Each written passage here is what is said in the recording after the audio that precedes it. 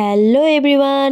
তো চলে এলাম বৃষ্টির দিনের বৃষ্টির দিনের নয়, সরি, একাদশীর দিনের সকালের একটা ভিডিও নিয়ে।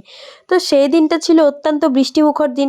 তবুও তো আমরা বাঙালি বস, বৃষ্টি হোক ঝড় হোক যাই হোক, যখন ভেবেছি ঠাকুর দেখতে বেরোবো তার মানে বেরোবোই। তাতে একটা বাইকে 10 জন বসি বা 20 জন বসি। তো সেদিন গেছিলাম পানাগড়ে ঠাকুর দেখতে আমরা 4 জন মিলে। তো এমনিই বৃষ্টি পড়ছিল, তাই আর বাইক থেকে নামিনি, রাস্তা থেকে একটা প্যান্ডেল দেখে নিলাম। ঠাকুরটার মুখটাই দেখা হয়নি গো। তো তারপর সেখান থেকে আরেকটু দূরে, এটা কোন জায়গা আমি নামটা ঠিক জানি না, তো প্যান্ডেলটা ভীষণ সুন্দর করেছিল আর ঠাকুরটাও খুব মিষ্টি ছিল। আর আমার হাতে দেখতেই পাচ্ছ ছাতা, তবুও ভিজে ভিজে হলেও তো বেরোতে হবেই। দেন চলে গিয়েছিলাম মিত্র সংঘ ক্লাবে। আর আমাকে কেমন লাগছে কমেন্টে জানাতে কিন্তু একদম ভুলো না।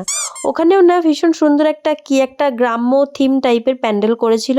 আর ঠাকুরটা জাস্ট দেখো, মানে জাস্ট ব্যাপক। তারপর এই একটা গোমাতা আমাদের কাছে আদর খেতে এসেছিল। জানো তো, পুজোতে অনেকগুলো ডিফারেন্ট লুক ট্রাই করছিলাম।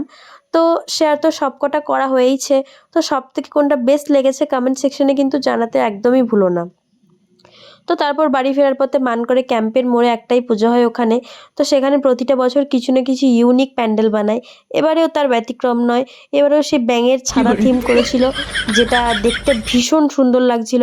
আর দুর্গা মাটাকে দেখো একবার, জাস্ট পুরো মনে হচ্ছে পিতলের। বাট না গো, কালারটাই সেরকম ছিল, বাট মারাত্মক ছিল দেখতে। তো আজকের ভিডিওটা এইটুকুই। ভালো লাগলে লাইক কমেন্ট শেয়ার, চ্যানেলটা সাবস্ক্রাইব করতে একদম ভুলো না। চলো বাই।